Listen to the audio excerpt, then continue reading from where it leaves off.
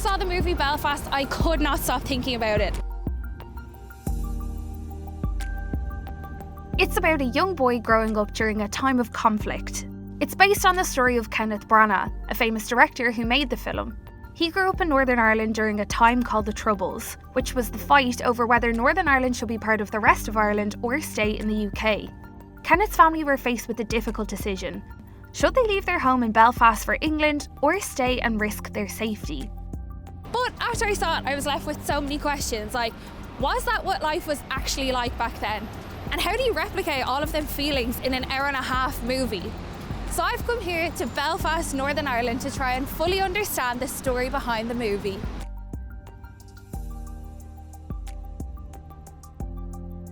So I headed to Campbell College to have a chat with Lewis McAskie. He plays the character Will, and I was really curious to hear about how they used real-life events to influence the movie. Surprise, surprise, I didn't actually know who Kenneth Branagh was. I also got to meet the actual character I play, Bill Branagh. He was actually on the set and he told me multiple things about what life was like back then. What was maybe the most challenging or difficult scene to film? Probably the riot scenes.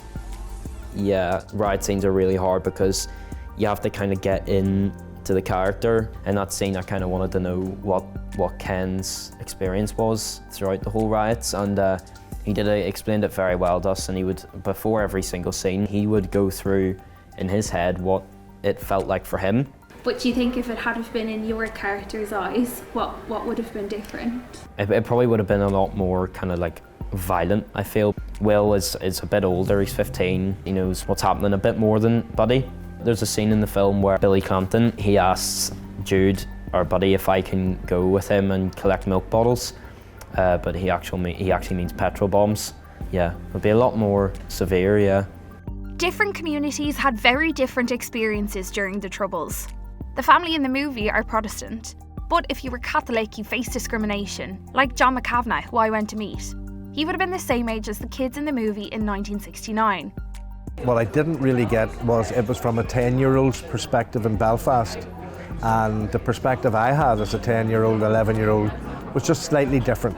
Now, I don't know whether it was because it was from, if you like, a Protestant perspective and I was coming from a Catholic perspective.